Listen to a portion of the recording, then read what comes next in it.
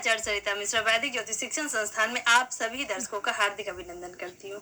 आज मैं आप सभी को तहे दिल से धन्यवाद देना चाहती हूँ जो इतने कम समय में आप सभी मेरे वीडियो को सपोर्ट कर रहे हैं, लाइक कर रहे हैं, शेयर पसंद कर रहे हैं।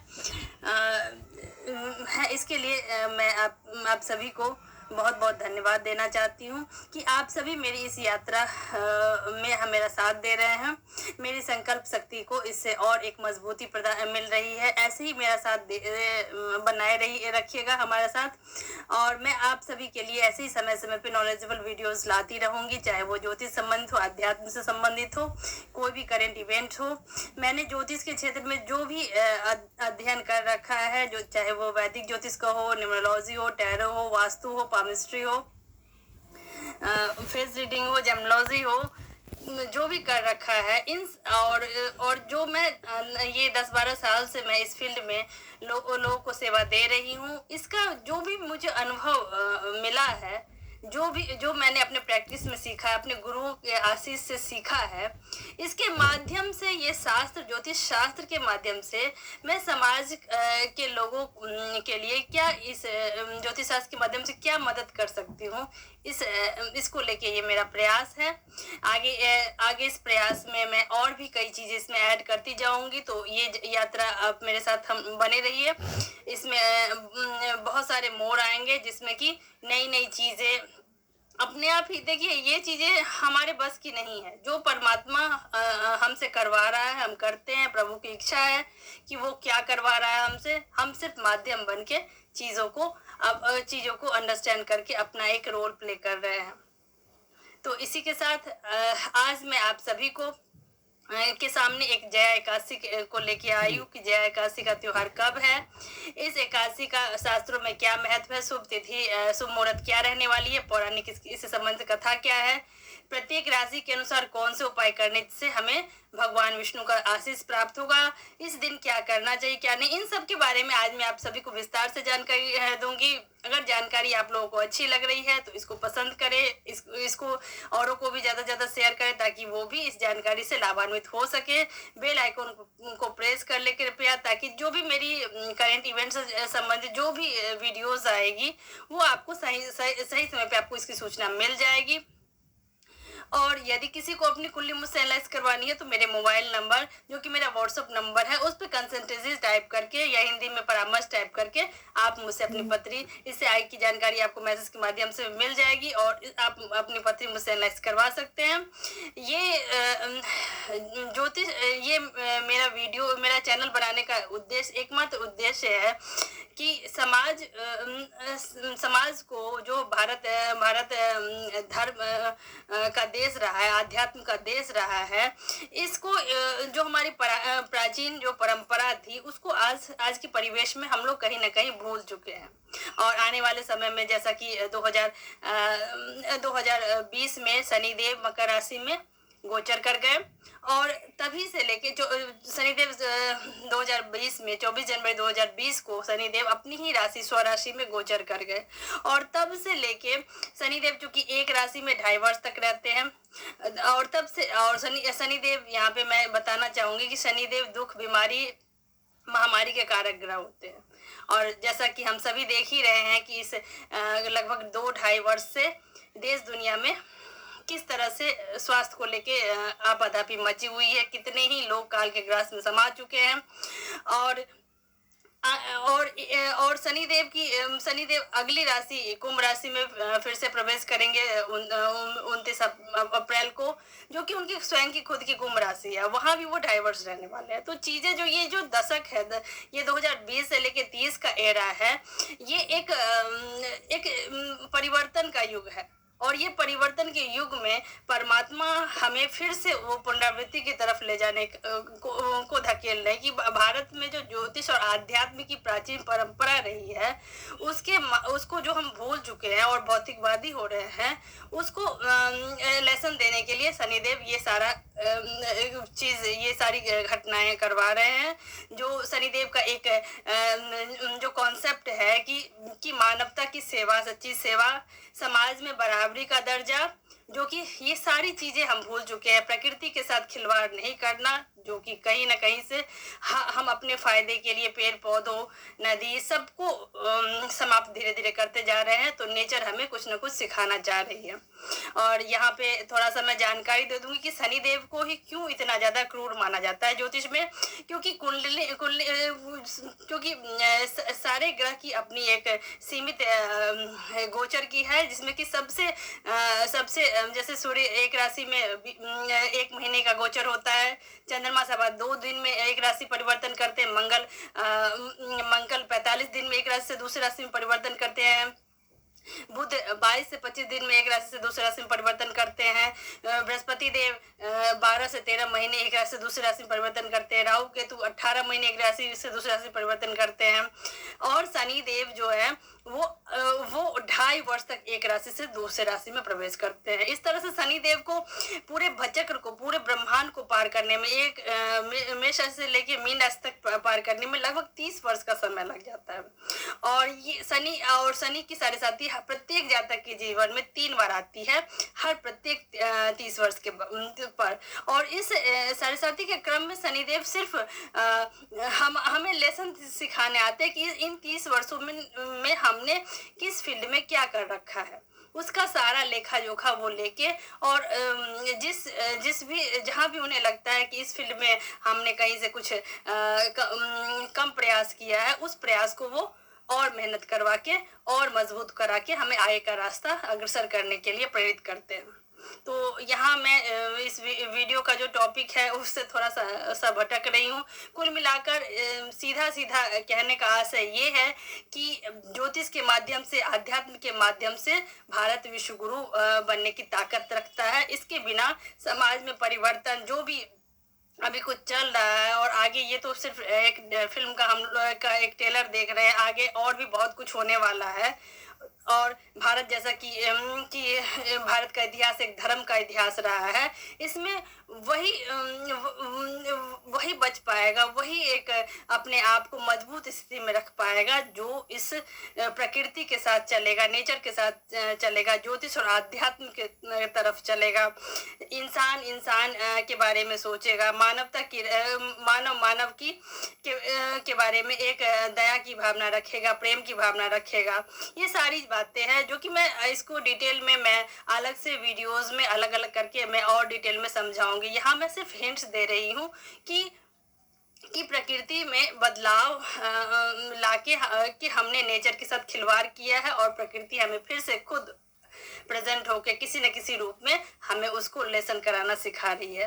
तो इसी के साथ काफी लंबा टॉपिक हो गया। यहाँ पे मैं इस विषय को यहाँ पे विराम देती हूँ। संक्षेप में सिर्फ इतना ही कहना चाहती हूँ कि जहाँ से जो भी लगे कि ये चीजें अपने फायदे के साथ साथ दूसरों का भी इससे भला हो सकता है, चाहे वो आप किसी भी फील्ड में हो, उसको अपने तक सीमित ना रखिए, दूसरों को भी इसमें उसका भागीदार बनाएं। ये सबसे बड़ा सत्कर्म है, और इस एरा में जो भी सत्कर्म है वो उसकी विजय होगी, चाहे बाकी सारी चीजें यही जो है यही समाप्त हो जाएगी। बचने वाला सिर्फ धर्म है।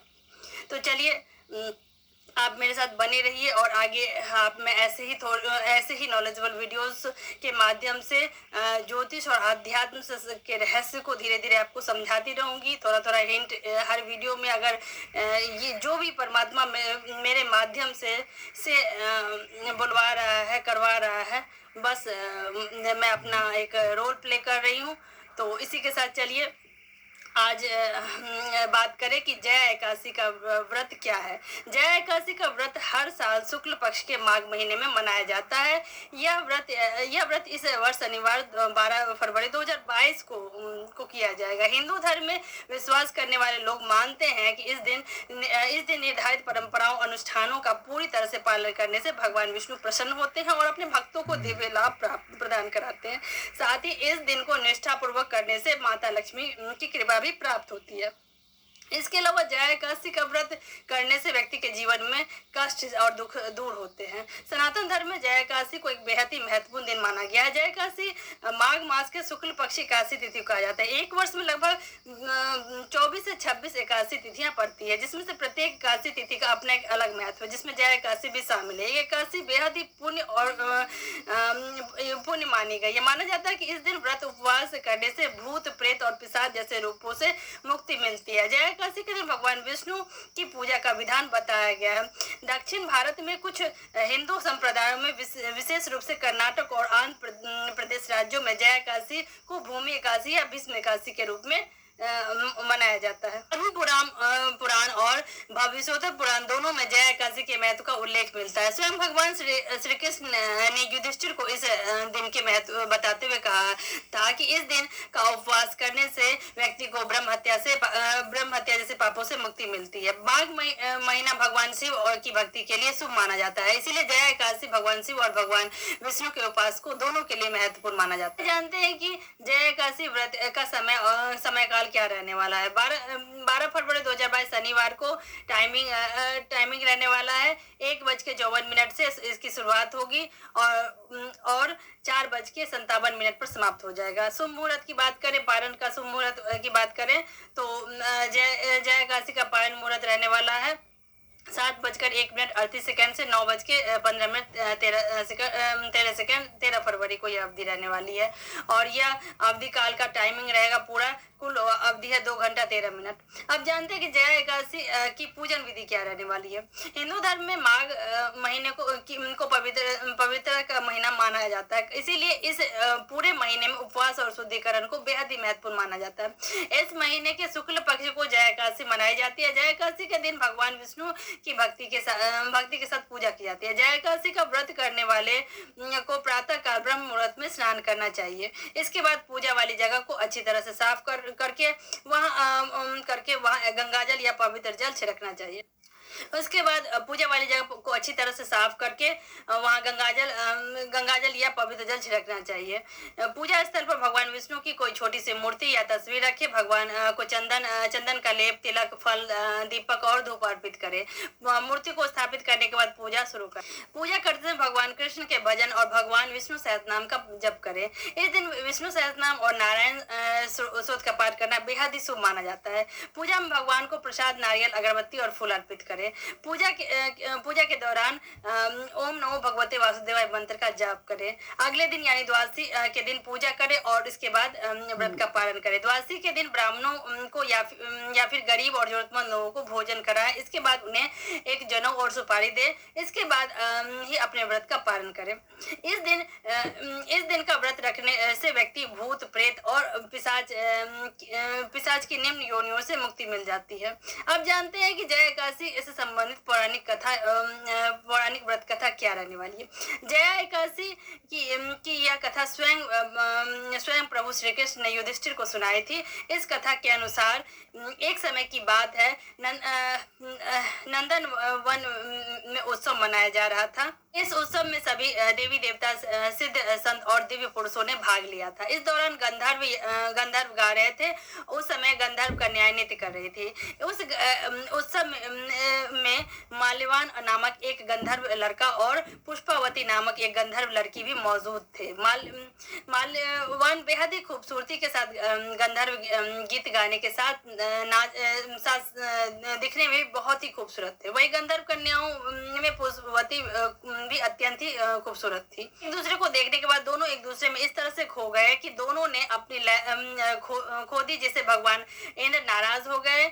तब भगवान इंद्र ने माल्यवान और पुष्पावती को श्राप दे दिया कि वे स्वर्ग से वंचित हो जाएं और नरक में ही अपना आगे का जीवन व्यतीत करें। इतने भव्य सम्मेलन में पुष्पावती और माल्यवान के अनैतिक व्यवहार को देखकर भगवान इंद्र इतने क्रोधित हो गए कि उन्होंने बिना सोचे समझे दोनों को यह कहते हुए श्राप दे दिया कि वे दोनों स्वर्ग से वंचित हो जाए और पृथ्वी पर जाकर अपना आगे का जीवन व्यतीत करें। इसके अलावा भगवान इंद्र ने यह भी कहा कि अब आप दोनों के आगे का जीवन पिशाच योनि में व्यतीत करेंगे। इसके परिणाम स्वरूप दोनों पिशाच बन गए और दोनों ही हिमालय की चोटी पर एक पेड़ के नीचे वास करने लगे। पिशाच योनि में उन्हें काफी मुश्किलों का सामना करना पड़ा। एक बार की बात है, माघ शुक्ल पक्ष एकादशी के दिन वो दोनों दुखी थे।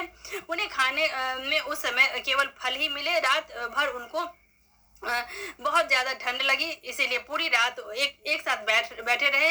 इसके बाद दोनों ठंड से उन दोनों की मृत्यु हो गई और जया एकादशी के अनपेक्षित उपवास के कारण दोनों को पिशाच योनि से के श्राप से मुक्त कर दिया गया।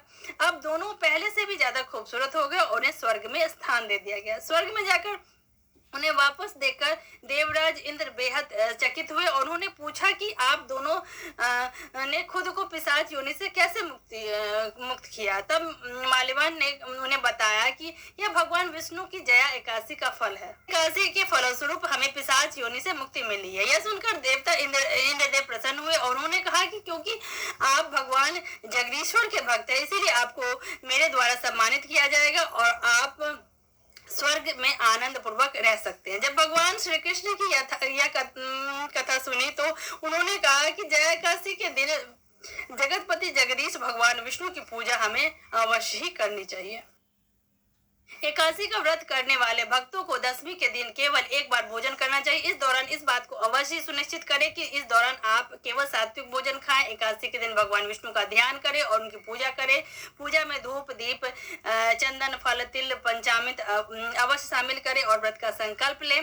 हिंदू पौराणिक कथाओं के अनुसार जया एकादशी के दिन व्यक्ति को अपने मन में शत्रुता को दूर रखना चाहिए और पूरे दिल और आत्मा से भगवान विष्णु की पूजा करनी चाहिए। इस दिन किसी